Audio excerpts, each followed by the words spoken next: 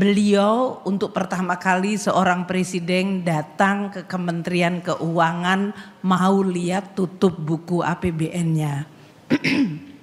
Mungkin beliau juga ingin lihat berapa uang akhirnya yang ada di sana gitu. Di sisi lain di sektor keuangan, pasar surat berharga dan nilai tukar, saya, Pak Gubernur terutama terus-menerus harus berjibaku dengan pressure yang terus-menerus hingga semester 1. Tak heran tadi Pak Mahendra menyampaikan di semester 1 indeks harga saham mencapai terendah dalam tahun ini.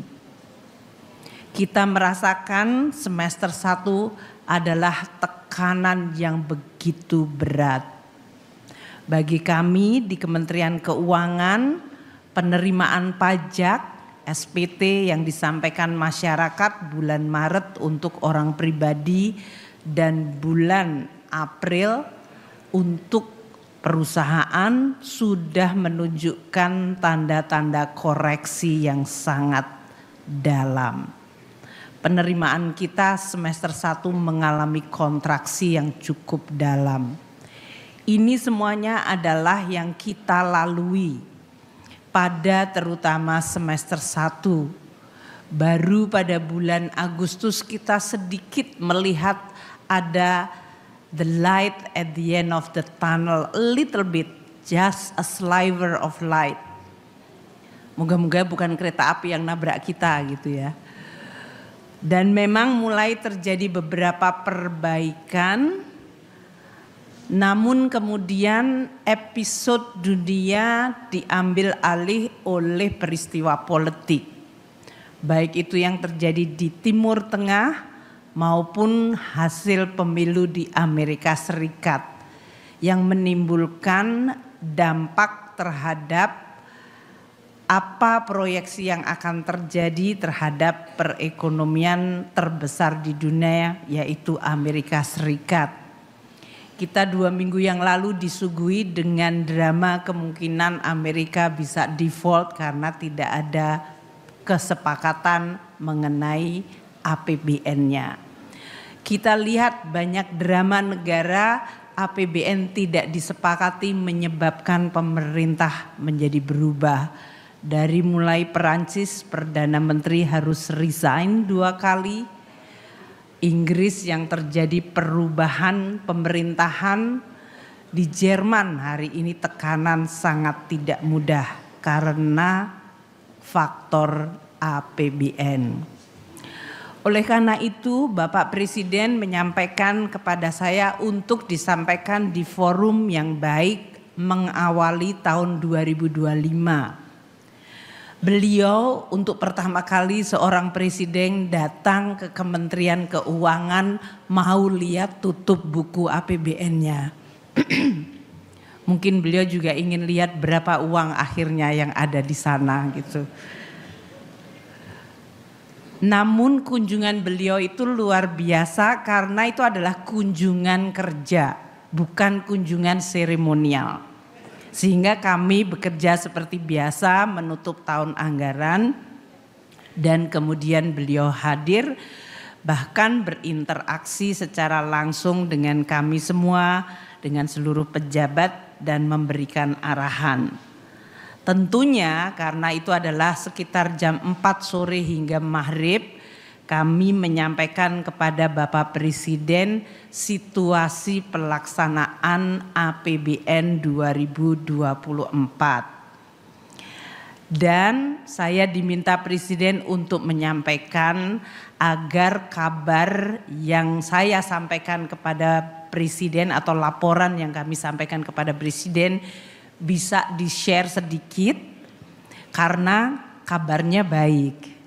APBN alhamdulillah 2024 kita tutup dengan jauh lebih baik dari apa yang kami laporkan pada semester 1 di DPR dan di Kabinet.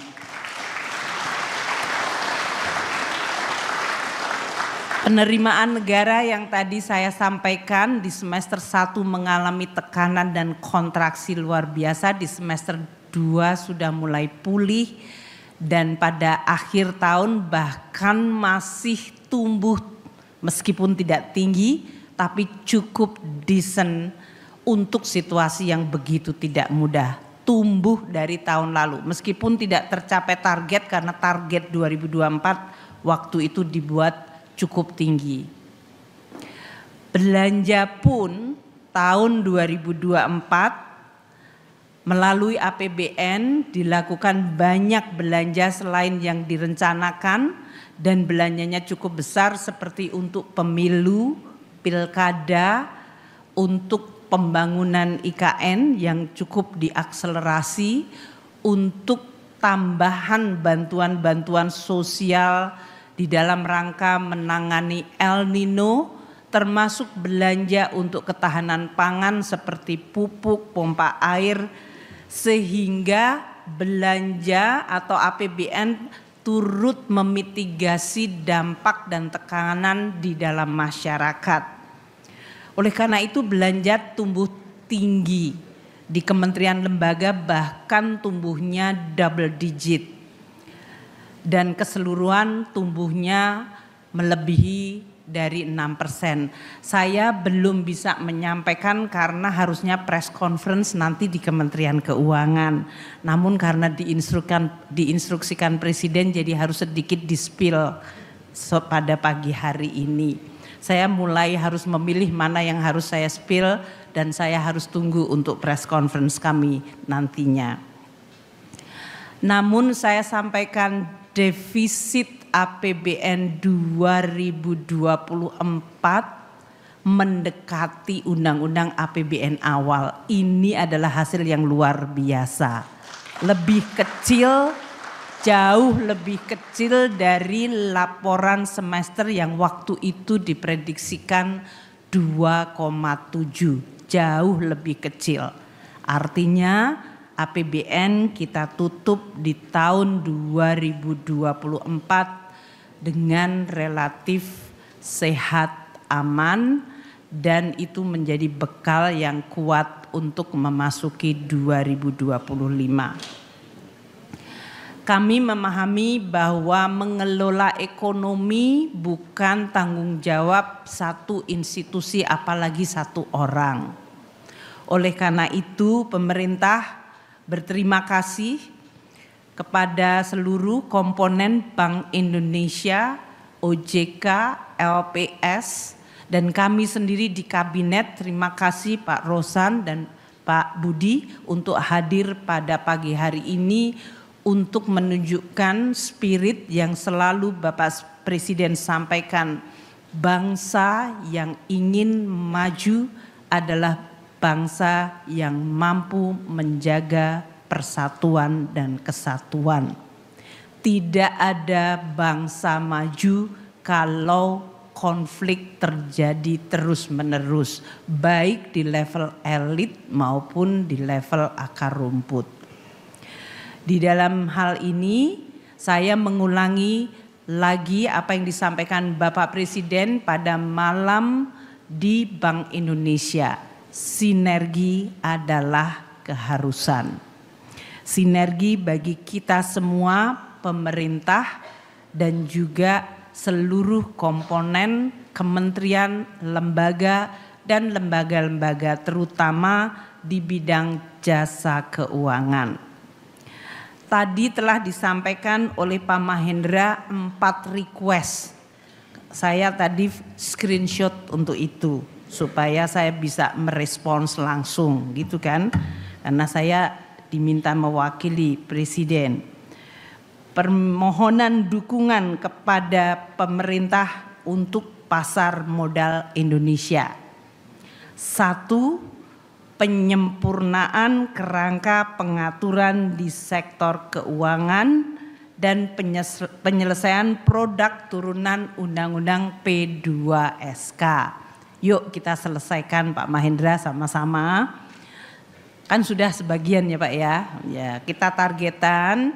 Ini tokohnya ada di sini juga.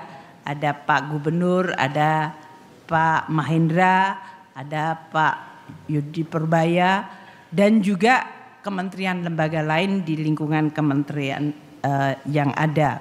Dan kami akan bekerja sama dengan para menteri-menteri terkait untuk bisa menyelesaikan produk turunan P2 SK dan pengaturan sektor keuangan yang makin baik, makin memberikan ruang untuk berinovasi, berkreasi namun juga bertanggung jawab, tetap menjaga governance basic dari prinsip pengelolaan korporasi dan bursa yang baik.